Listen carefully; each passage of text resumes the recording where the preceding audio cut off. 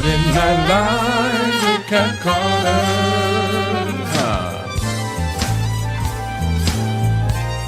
Get ready, set, let's go.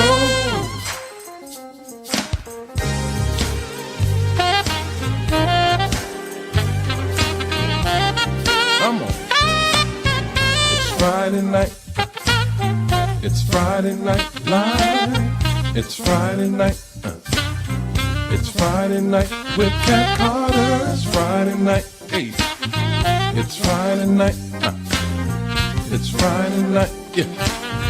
It's Friday night with Cat Carter. It's Friday night. It's Friday Night Live. It's Friday night.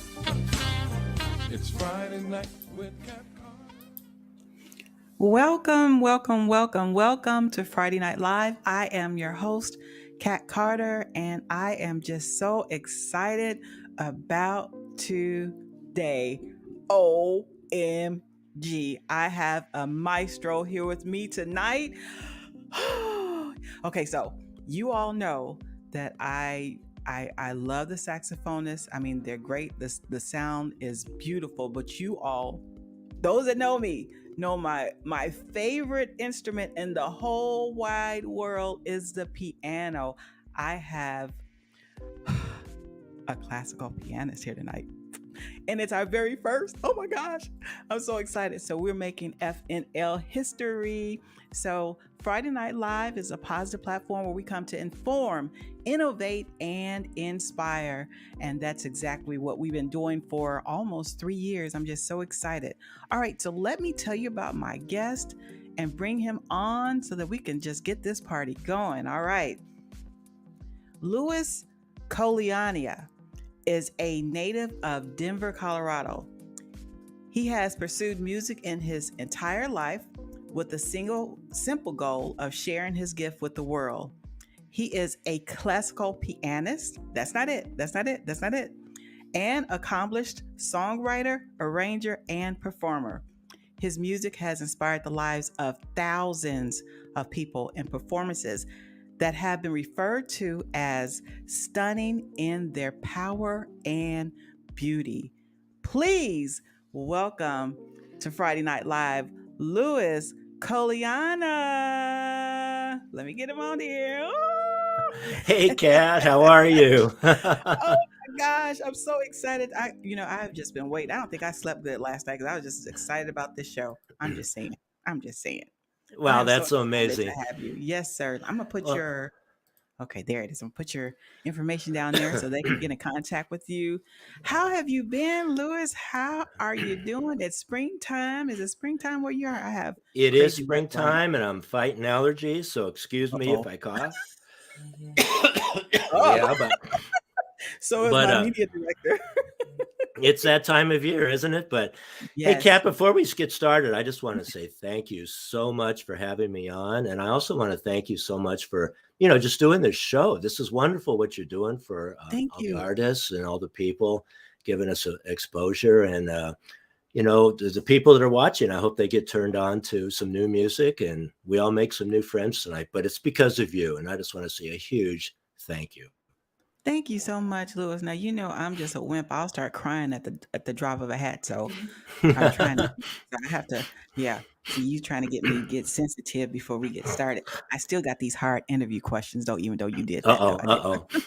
Okay. So if there are no tears, see, I have to get a tear to know I succeeded tonight. Okay. So the challenge is on. Here we go. Yes, sir. Yes, sir. Who or what inspired you to start playing classical music? Wow. Well, I don't think I really had a choice. When I was a kid, my mom and dad just pretty much said, "You're going to play a musical instrument. We don't care what it is, Oh, wow. but when you pick it, you're going to stick with it."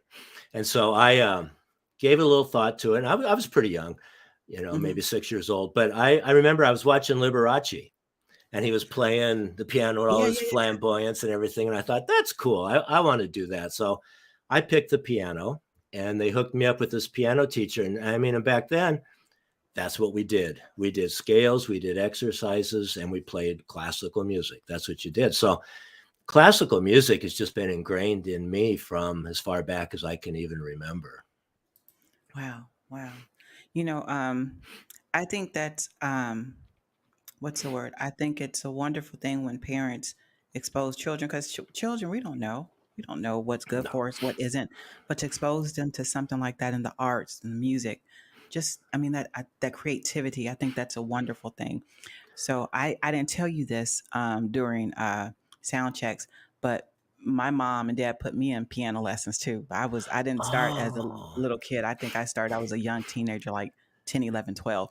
Uh-huh. I stuck with it a little bit and then I kind of went off a little bit, but I can play by ear. Like I can listen to certain songs or just certain sounds and then Right. figure it out on the piano a little bit. But I'm not as good as you.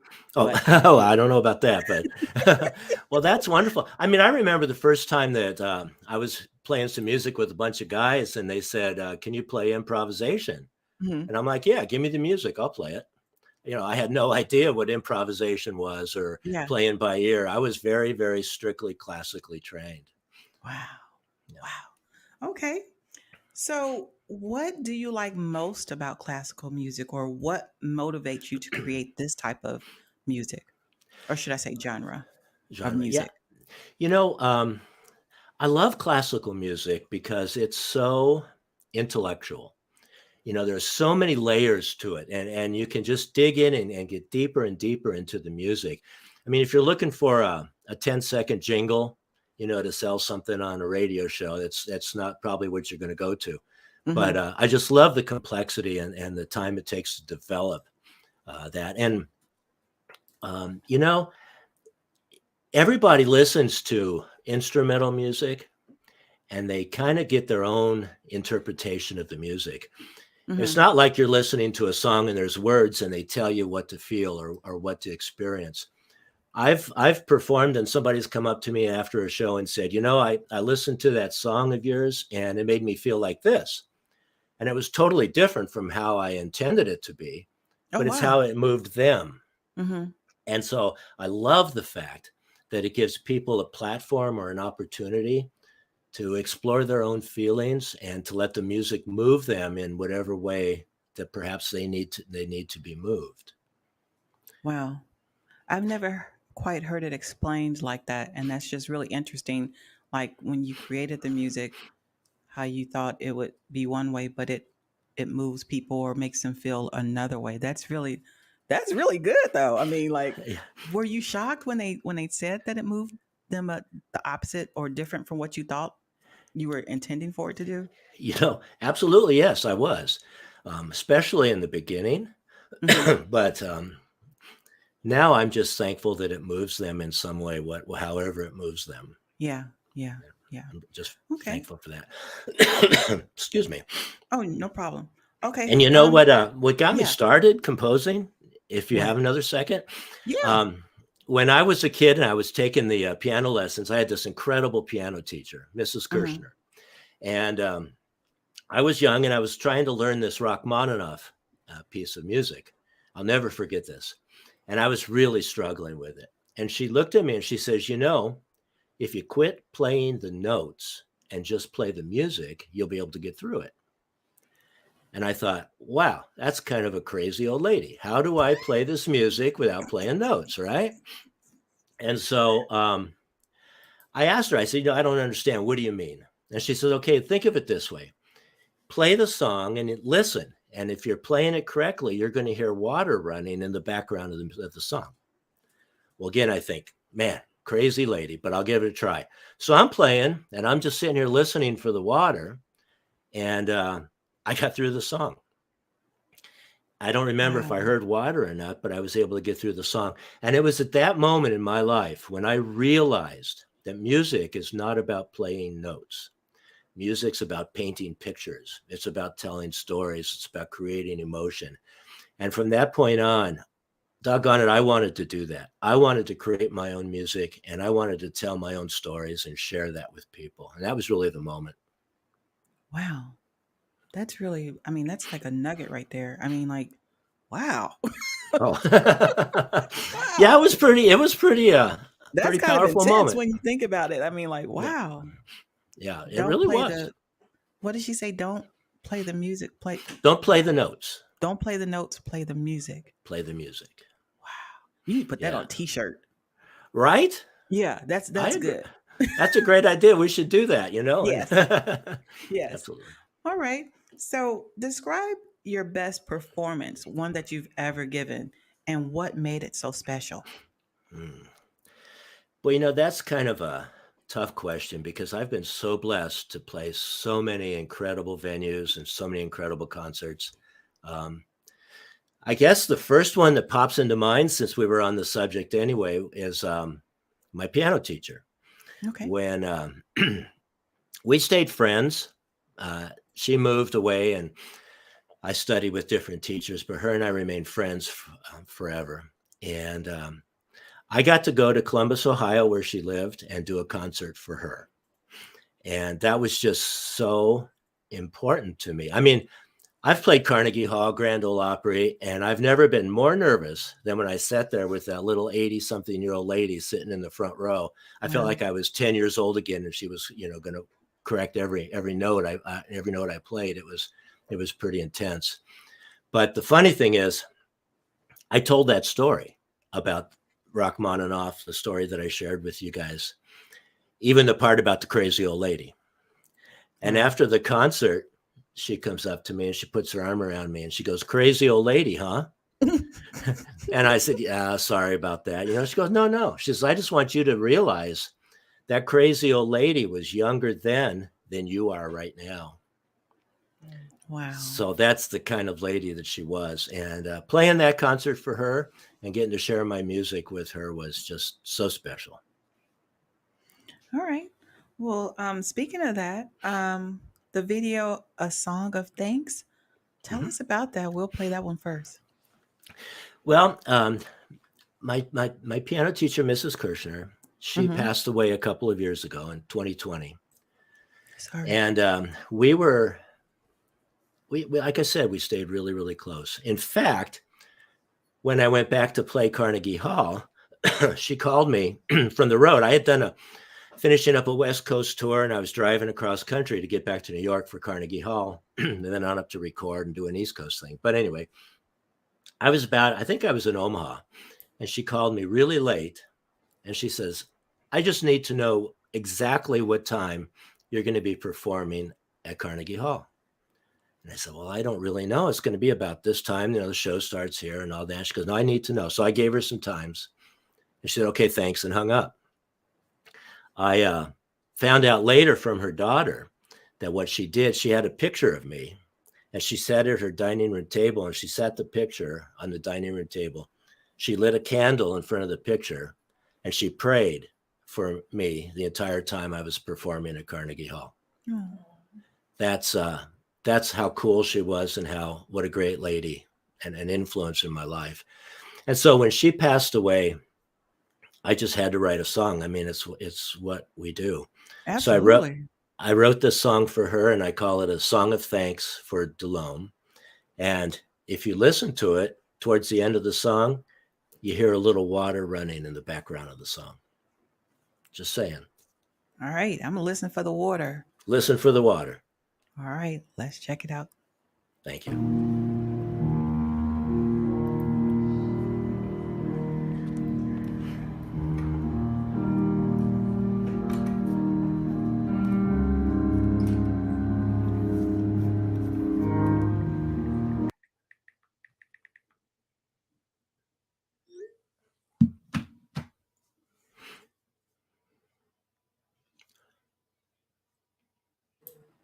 Louis, I don't think is that the one? I think I'm playing the wrong one. Right. Yeah, that's a different one. Hold on. I apologize. Oh, no worries at all. Okay, let's see. That's a cool song too. Yeah, it is. That's one I was like meditating on. I was like, I think I got the wrong one. Okay, sorry about that. Here we go. No worries.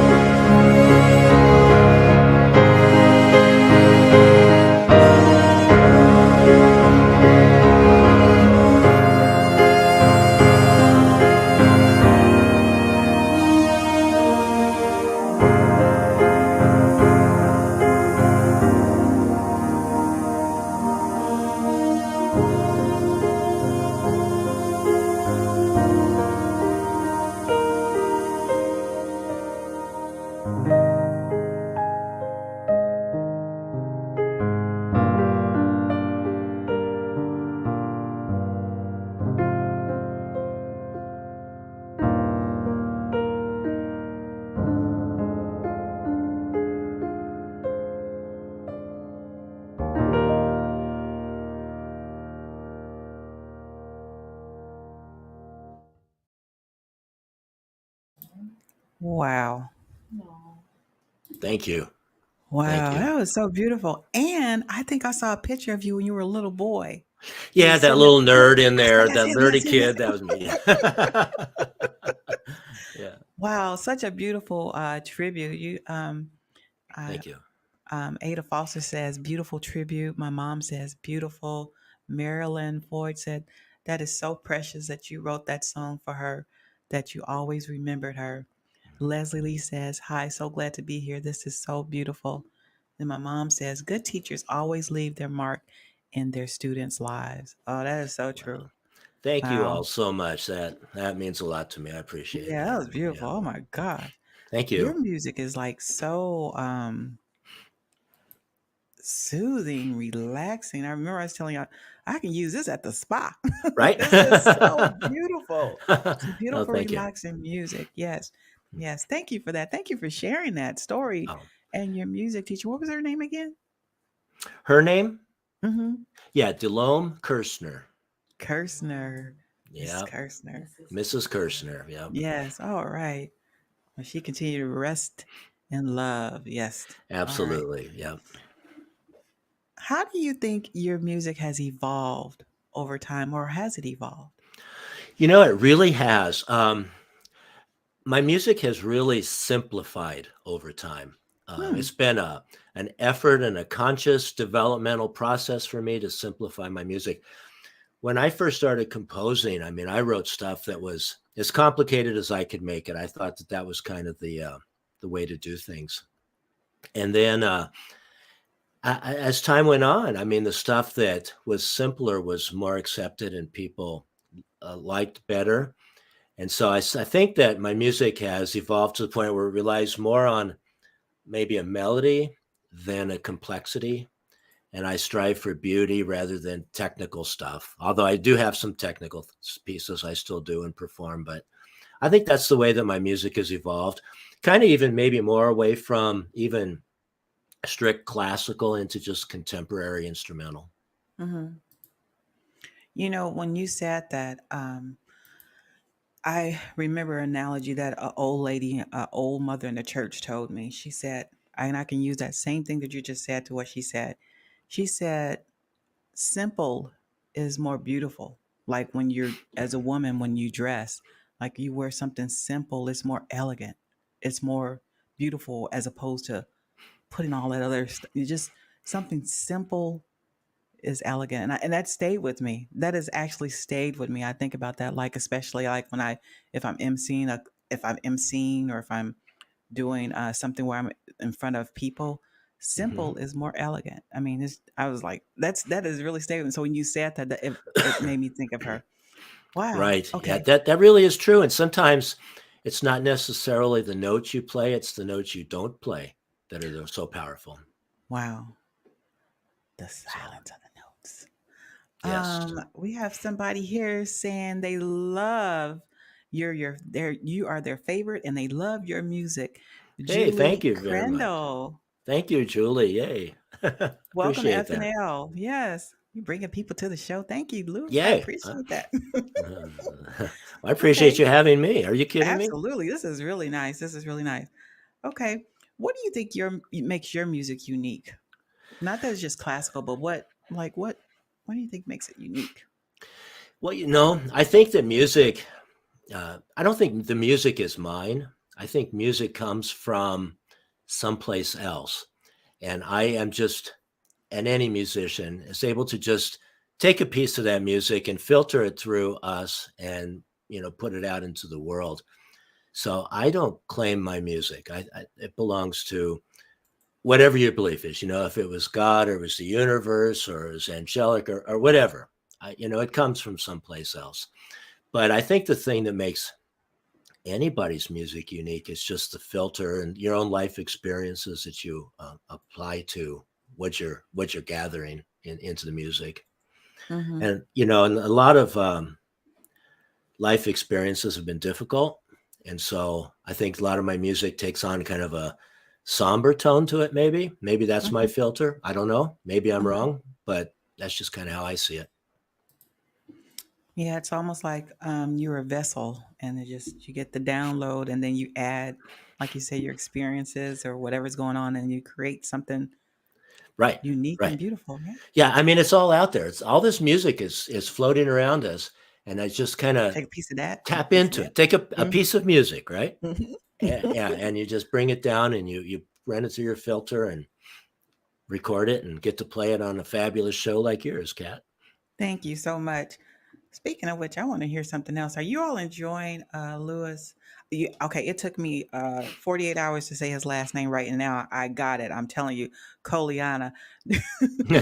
I practiced and practiced and practiced. Um, are you all enjoying the show? If you are, send some hearts, some likes, some loves, and encourage Louis. Um, let's see what Yes, else we got please. here. He sent me so many wonderful projects. Um, let's talk about the ancient voices. Let's do that one next. Okay. Ancient Voices is a one of my more technical piano pieces. This is more of a classical piece. It's kind of I could kind of compare it maybe with like a Ravel toccata kind of a piece of music. And the inspiration behind this song, gosh, I don't know. Sometimes when I'm performing it, it's really difficult to perform. And sometimes when I'm performing it, I even ask myself, why in the heck did you write this? What were you thinking when you wrote this? Because it's kind of difficult, but people seem to enjoy it. And I get to show my classical training, I guess, with this song.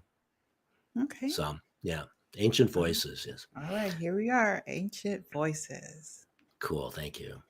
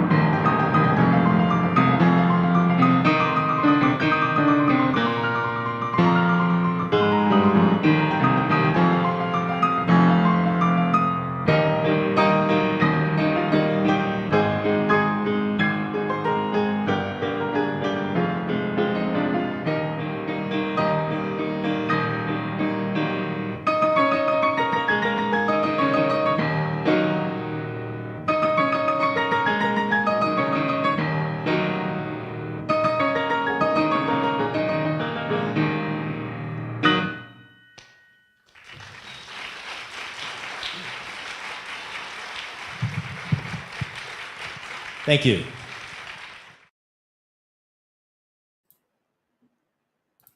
Louis, where were you performing at? That was in Woodland Park, Colorado. Wow. Yeah. And yeah, that was a great evening. It was a fundraiser. They had a big fire down there in Woodland Park, and a lot of people lost their homes, and a lot of damage was done several years ago.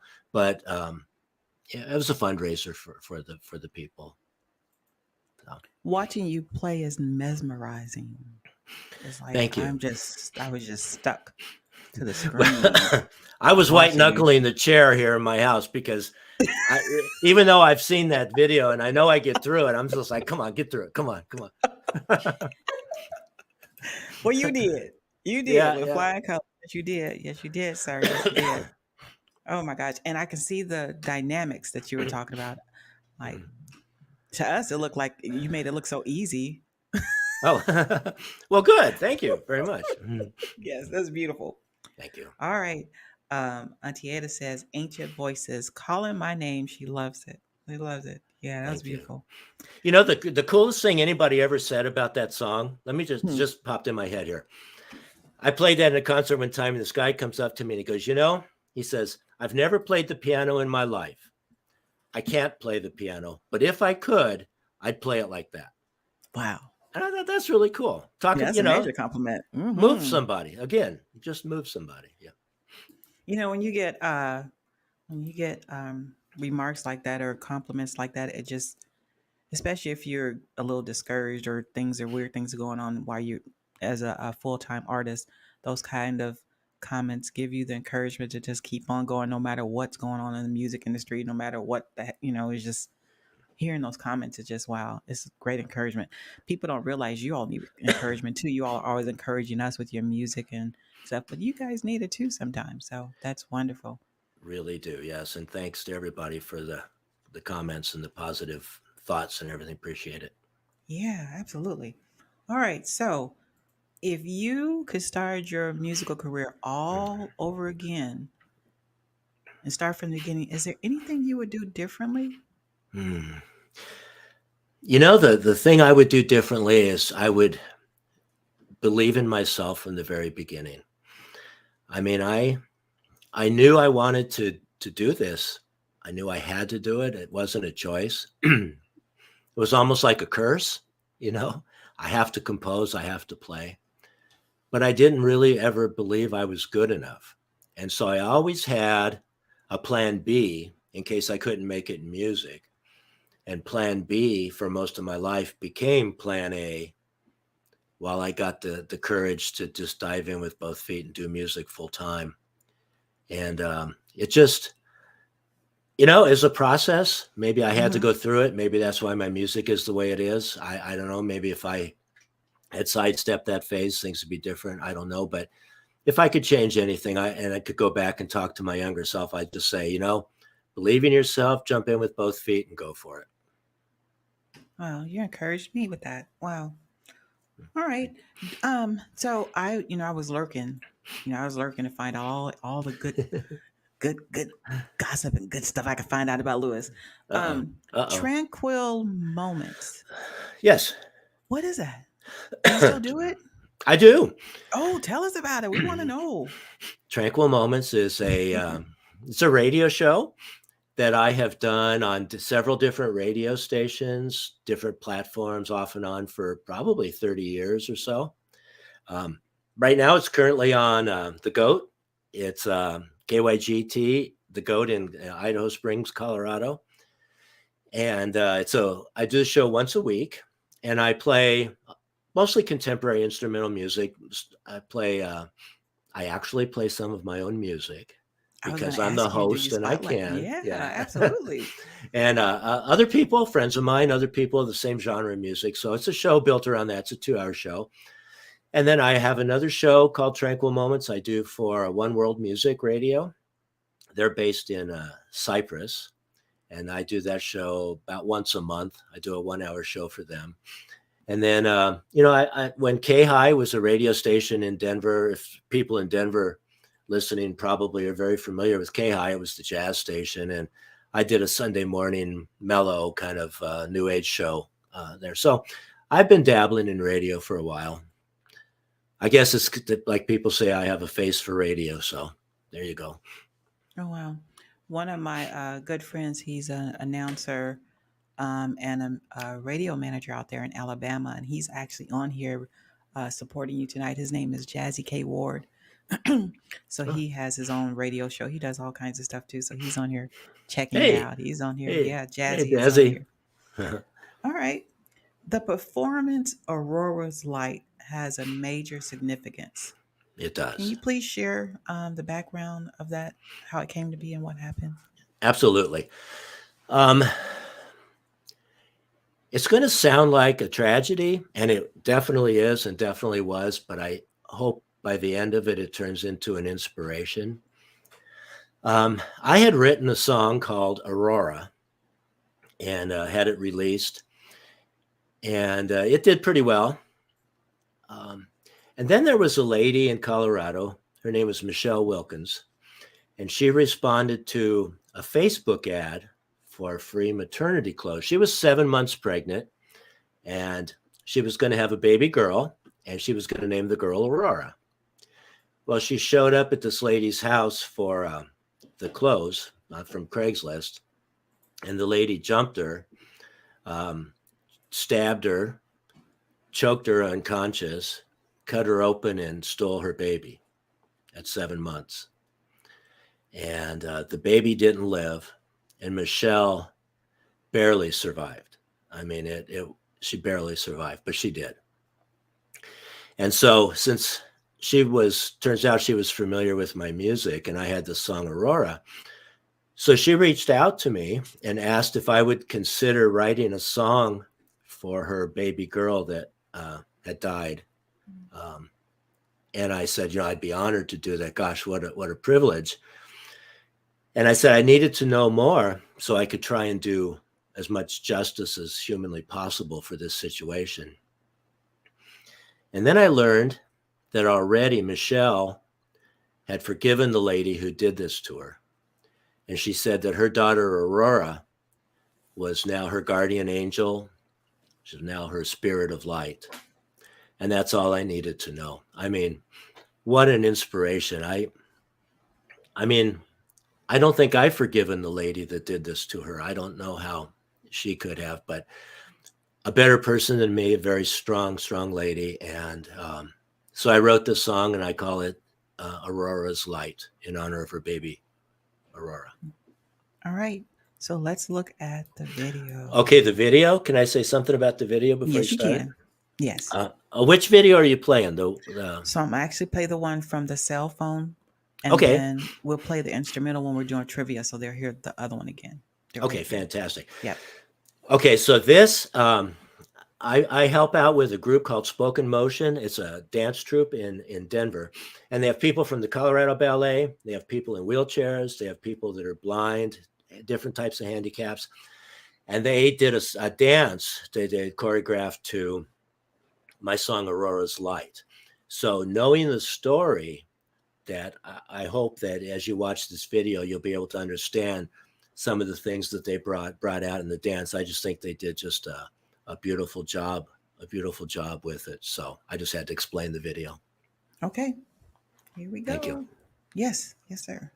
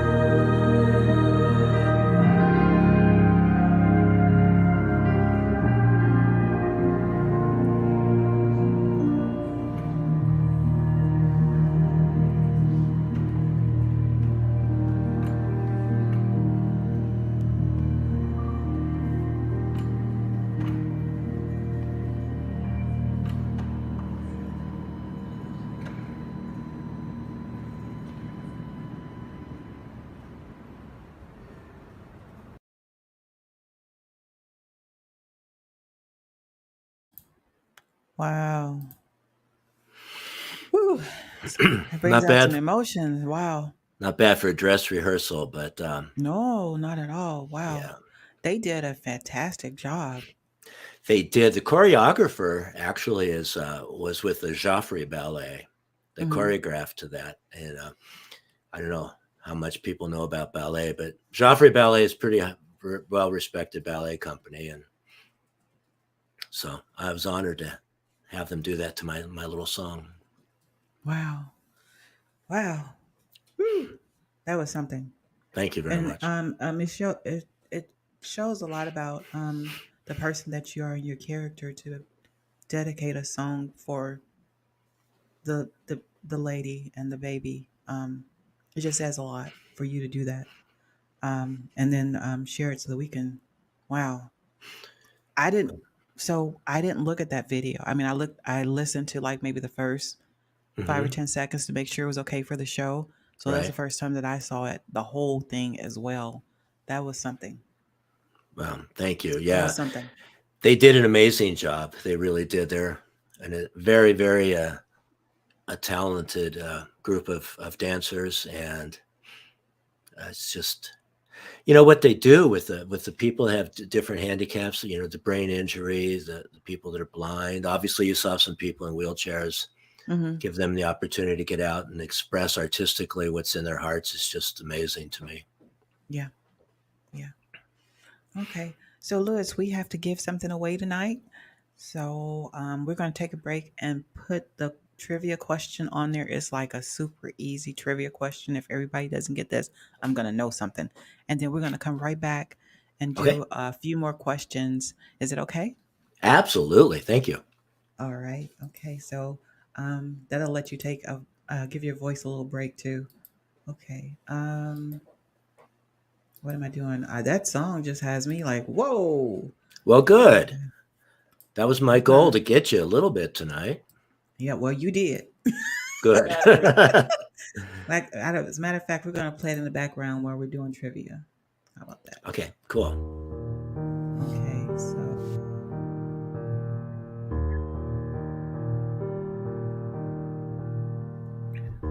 what is this day in April called? They better know it. They better know it. All right. Okay, so while they're trying to figure that out, Louis, let me see. How can if anybody wants to get like your music or find out more about your music,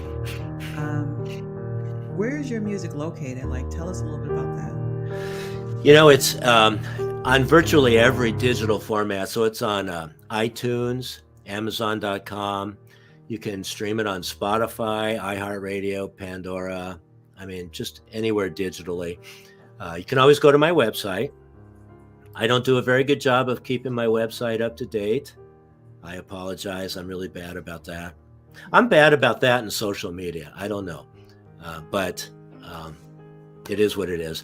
But yeah, iTunes, Amazon, Spotify, just about anywhere. Tidal. Okay. Yeah. Yeah. Okay. Okay. If you could change anything about the music industry as it relates to classical music, what would that be? The first thing that came to mind is everything. I would change everything about the music industry. But I think specifically, if I had to say one thing I've noticed in my years of doing music and traveling, I have met so many people that are so beyond incredibly talented. And you and I'll never hear them. Mm-hmm. They'll never be on your show. Their music will never be on the radio. And it's such a shame that the music industry blocks so many of these super, super talented people. I'll never forget, I did this one show, I did this concert, huge audience. After the show, everybody had trickled out, but this one guy was left, and he came up and he says, can I play a song for you? And I'm like, sure. So he sits at the piano. I'm like, thank God he did that after everybody left, because the guy was phenomenally talented. And I'm like, it would have blown me off the stage. I mean, Oh, wow. and there's so many people like that. There's millions and millions and millions of super incredibly talented people. And if I could change anything, it would be to give those people a voice so we could all share in their art. Yeah. I try, like, a lot of my artists, they're indie artists. A lot of artists that come through here, they're indie artists. And some of them I had never heard of. And their Right. music is oh my gosh. Right. It's crazy. Yeah. And what a shame. I mean, we are all diminished because we don't know their music and don't know what they're doing. Yeah. It would add so much to our world. It would. It's a I shame. agree. All right.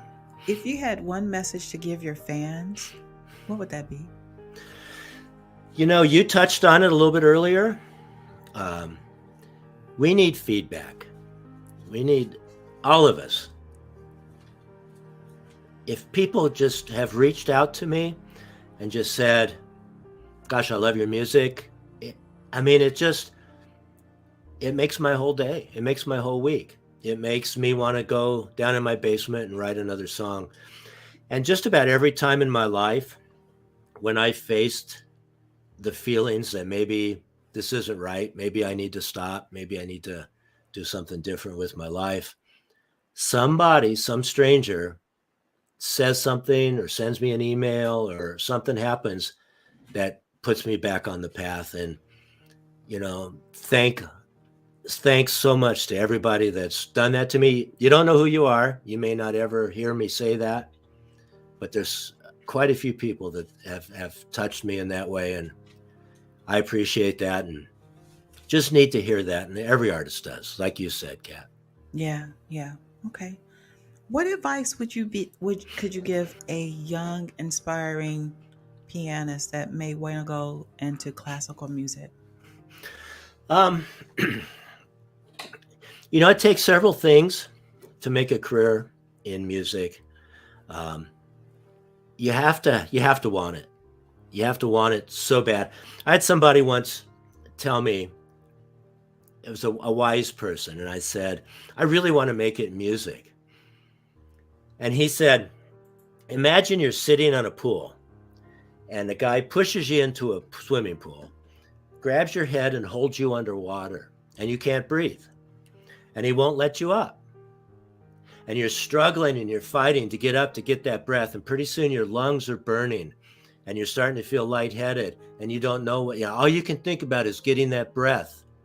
And then he releases you and you come up and you get that breath. And he says, what were you thinking about? What did you want? And what you wanted was to breathe. To breathe, right? Yeah. He says, when you want to succeed in music, like you wanted that breath, that's what it takes. You have to want it that passionately. You have to want it that badly, because it's tough. It's a difficult path for most people. I mean, there are the people that, just stumble into it and become bazillionaires with the hit song, and we all know of stories like that. But for the most of us, it's been a lifetime journey. It's a struggle, and you have to want it. You have to persevere. You have to not take it personally when people don't like your music and learn from it. And just got to stick with it and never give up. That would be my advice. Oh, that's good advice. Okay. Sherryl, do we have a winner? All right. So today is Good Friday. That is the answer we were looking for. Let's see who the winner is. Louis, I'm going to put Sherryl on here with us. All right. Hello. So. Hi, Sherryl. All right. So who's the winner? The winner is Ada Foster. All right. And so what is she going to win tonight? She is getting this 365 days devotional, and on the cover it says "Be still and know." Oh, it's got butterflies on it. It's pretty. All right.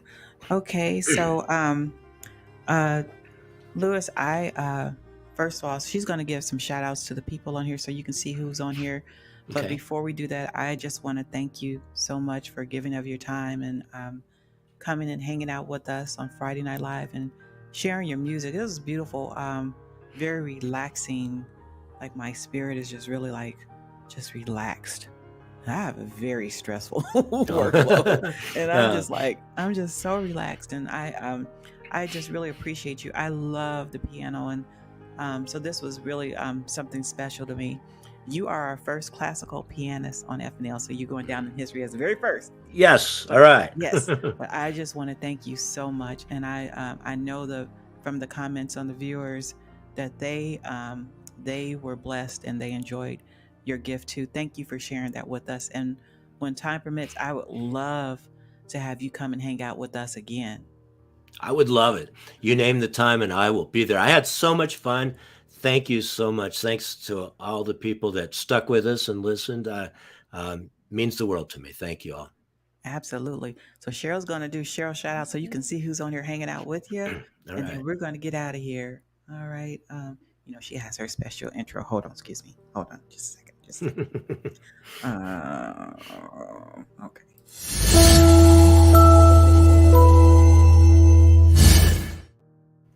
All right. Here we go. All right. So first and foremost, I want to say congratulations to Ada Foster on the trivia.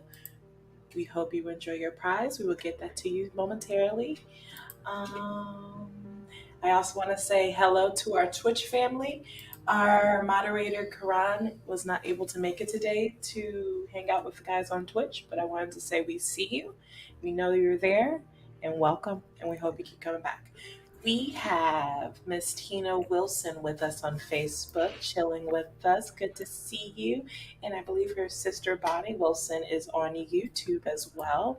We have my grandma Gigi as well, hanging out with us.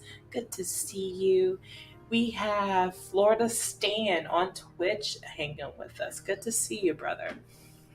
We also have Jazzy K Ward on Facebook. Good to see you. We have Walter D. Williams, president of the NAACP, hanging out with us. Good to see you.